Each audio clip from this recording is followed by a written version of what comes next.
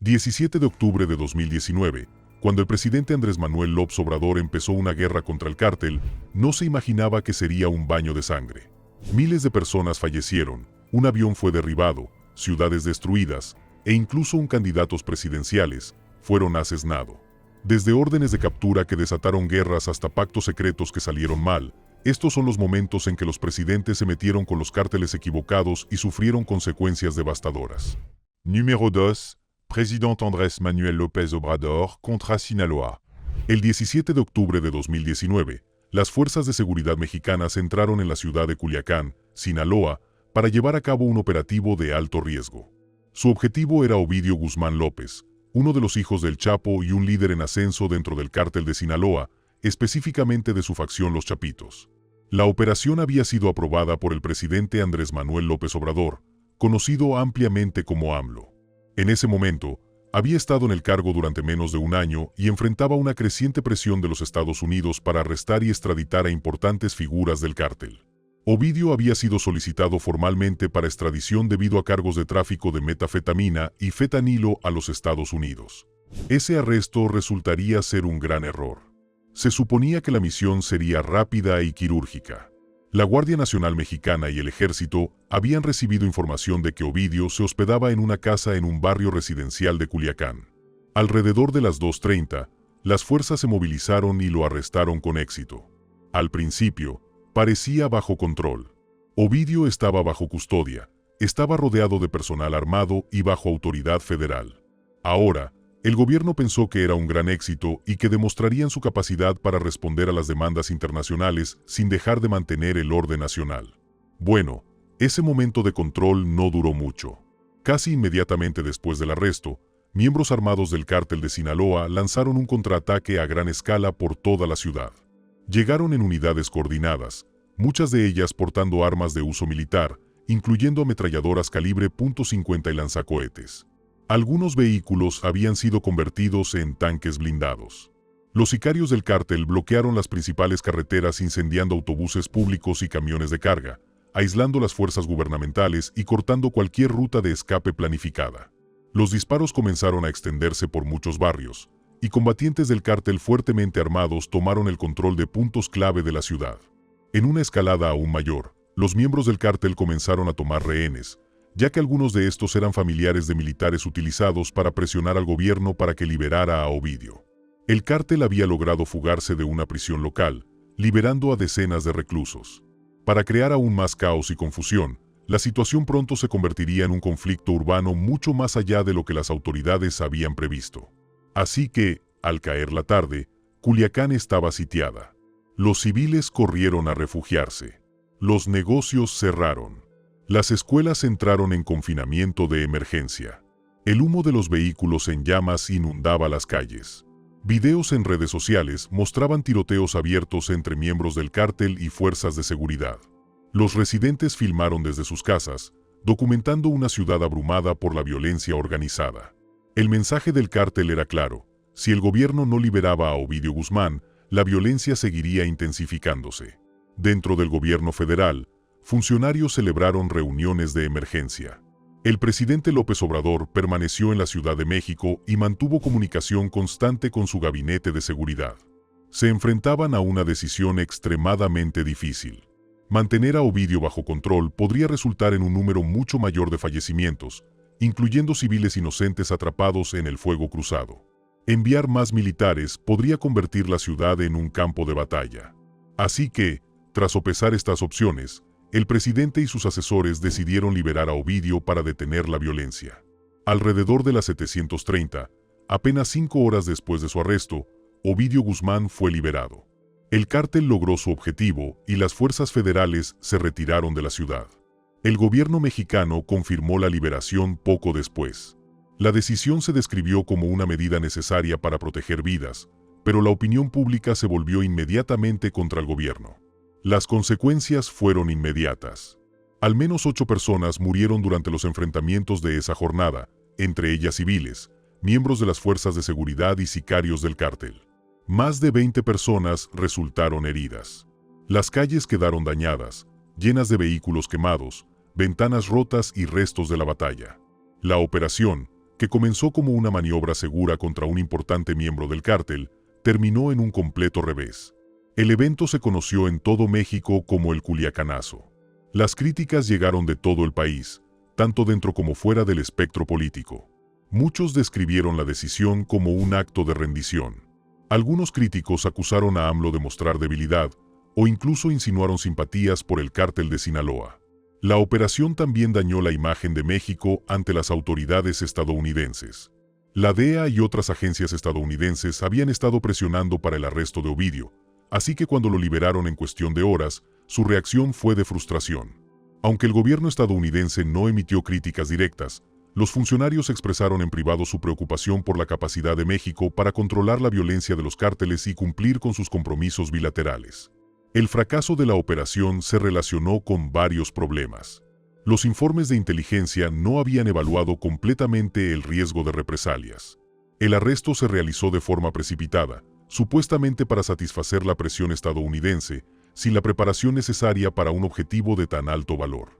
Las fuerzas de seguridad que llevaron a cabo la misión nunca recibieron el respaldo adecuado y, lo que es más importante, el gobierno carecía de un plan de contingencia para un contraataque del cártel.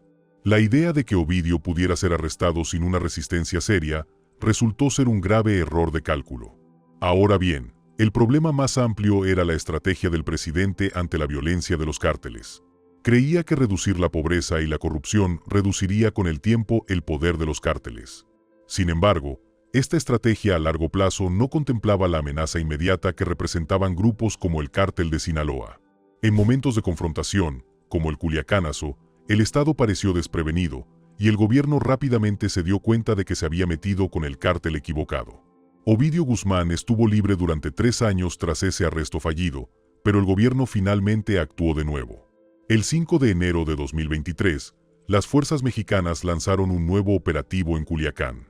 Esta vez, la misión estuvo mejor organizada. Ovidio fue capturado de nuevo y la violencia fue bastante intensa. Fallecieron al menos 30 personas, incluidos 10 soldados. Los combatientes del cártel respondieron con fuerza una vez más, desatando otra ola de violencia en la ciudad. El segundo arresto fue visto por algunos como un intento del gobierno por recuperar su credibilidad, pero también recordó a la opinión pública el daño ya causado durante el operativo de 2019. El presidente defendió su decisión original, insistiendo en que había sido necesaria para evitar más derramamiento de sangre. En conferencia de prensa, declaró que el gobierno no quería la guerra y que proteger la vida de los civiles era la máxima prioridad. El Culiacanazo se erige hoy como uno de los fallos de seguridad más graves de la presidencia de AMLO.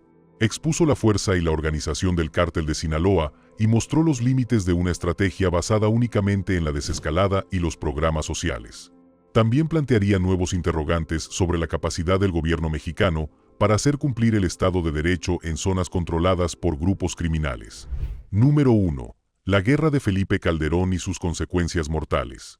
1 de diciembre de 2006. Felipe Calderón asumió oficialmente la presidencia de México.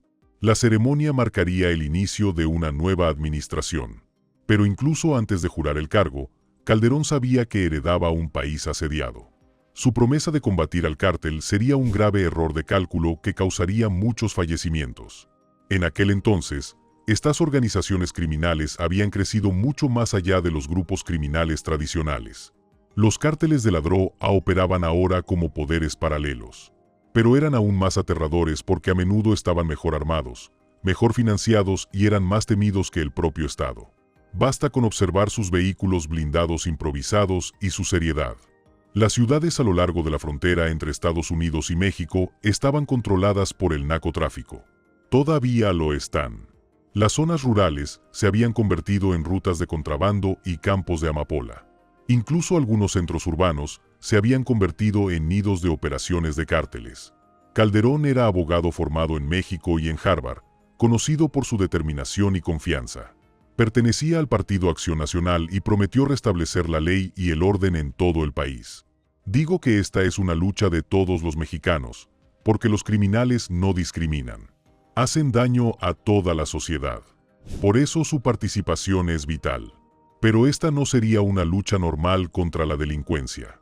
Como resultado de la declaración de guerra de Calderón, las organizaciones criminales arraigadas en la economía, las instituciones y las fuerzas de seguridad de México se enfrentaron a una confrontación abierta. Apenas 11 días después de asumir el cargo, el 11 de diciembre de 2006, el presidente lanzaría lo que se conocería como la Operación Michoacán. Más de 6.500 soldados y policías federales fueron enviados a Michoacán, un estado conocido por su accidentado terreno y la fuerte presencia de los cárteles.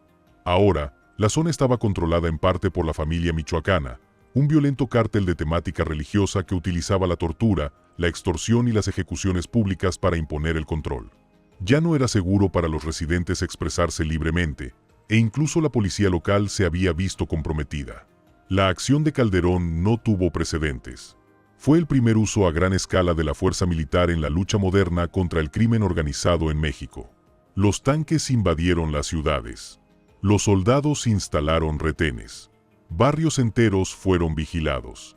Calderón afirmó que se trataba de una lucha por la soberanía de México y creía que el Estado tenía el deber de recuperar su autoridad.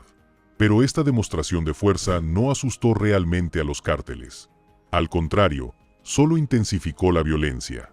En lugar de ceder, estos grupos criminales expandieron sus arsenales, fortalecieron sus redes y comenzaron a responder con fuerza brutal. Ahora, el cártel de Sinaloa controlaba gran parte de las rutas del narcotráfico hacia Estados Unidos. El cártel del Golfo tenía fuertes vínculos en Tamaulipas y utilizaba el soborno y el terrorismo para mantener su control. Luego llegaron los Zetas, quizás los más violentos de todos. Formados por fuerzas especiales mexicanas que desertaron, los Zetas operaban más como una milicia que como un cártel de narcotráfico. Estaban entrenados en combate, equipados con armas pesadas y eran expertos en la guerra urbana. Al atacar a estas organizaciones, Calderón no solo se enfrentaba a cualquier criminal. Estaba desafiando a grupos poderosos y organizados, listos para contraatacar. Y como era de esperar, la situación estaba a punto de ponerse fea. En 2007, las fuerzas federales extendieron su influencia por todo el país. El ejército se desplegó en importantes puntos conflictivos como Tijuana, Ciudad Juárez y el estado de Sinaloa. Calderón optó por eludir a muchas unidades policiales estatales y locales porque estas fuerzas a menudo estaban infiltradas por operaciones de cárteles. Helicópteros militares sobrevolaban las montañas en busca de laboratorios de drogas.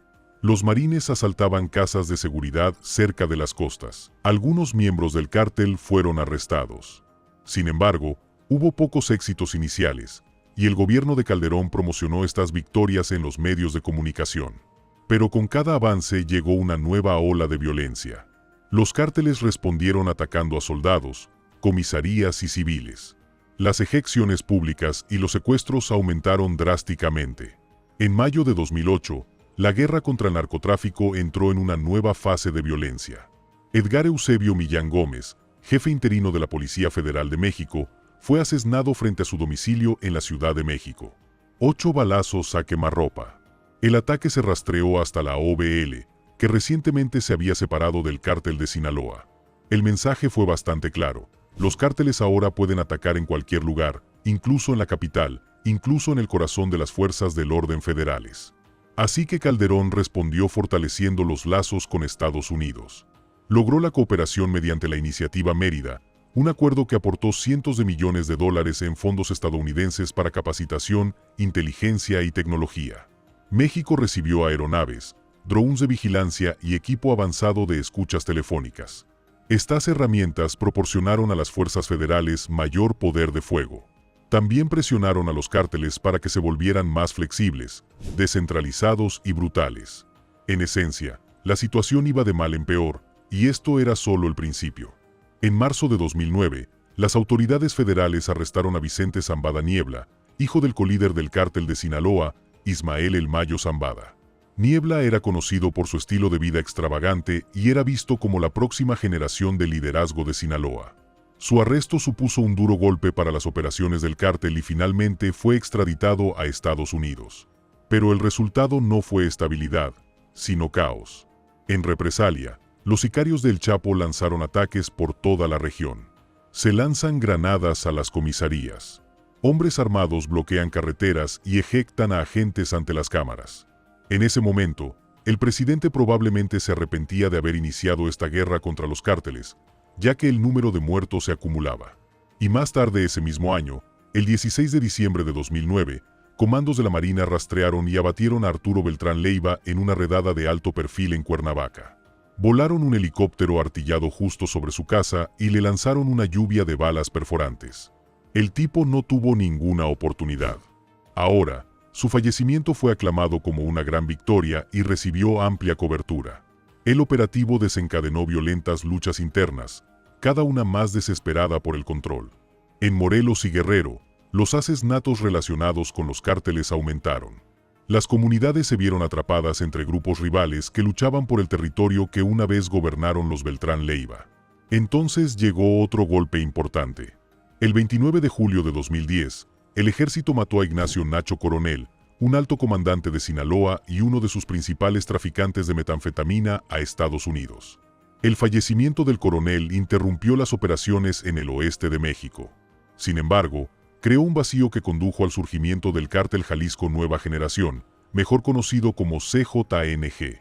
Este grupo se convertiría en uno de los más peligrosos del país, incluso hoy en día. Cada líder del cártel eliminado generó mayor inestabilidad, y al cortarse una cabeza, surgieron varias más, como si se luchara contra una hidra inmortal. La violencia no se limitó a México. El 13 de marzo de 2010, en Ciudad Juárez, 3 personas vinculadas al consulado de Estados Unidos fueron asesinadas. El ataque conmocionó al gobierno estadounidense y recordó al mundo que la guerra contra las drogas no era solo un conflicto local, sino que ahora tenía consecuencias regionales. Ciudad Juárez, que antes era una ciudad ruidosa, se convirtió en una zona de guerra. Los negocios cerraron, los residentes huyeron y el número de muertos aumentó tan rápido que las morgues no dieron abasto. Así que los Zetas expandieron su alcance durante este periodo. Comenzaron a usar coches bomba, ejecuciones masivas y ataques coordinados para tomar ciudades como Monterrey. En muchos casos, los federales se vieron superados en armamento. Los cárteles se infiltraron en la policía, reclutaron desertores militares y utilizaron filtraciones de inteligencia para evitar redadas. Las denuncias de violaciones de derechos humanos por parte de los militares también aumentaron. Los civiles eran torturados, detenidos sin juicio y, en ocasiones, asesinados en operaciones fallidas. La confianza en el gobierno comenzó a erosionarse. Toda la campaña que este presidente había iniciado se había convertido en una pesadilla de la que no podía despertar. Y para 2012, al concluir el sexenio de Calderón, la cifra oficial de fallecidos por la guerra contra las drogas había superado los 80,000. Familias enteras habían sido desplazadas. Periodistas que informaron sobre la violencia de los cárteles fueron asesinados. En algunos pueblos, los gobiernos locales simplemente tuvieron que suspender sus actividades. Sin embargo, Calderón defendió sus acciones. Dijo que el Estado debía tomar posición y que no haber actuado habría permitido que los cárteles dominaran México por completo. Pero muchos críticos no concordaron. Afirmaron que esta estrategia era defectuosa, que se subestimó al enemigo y que el costo humano era demasiado alto.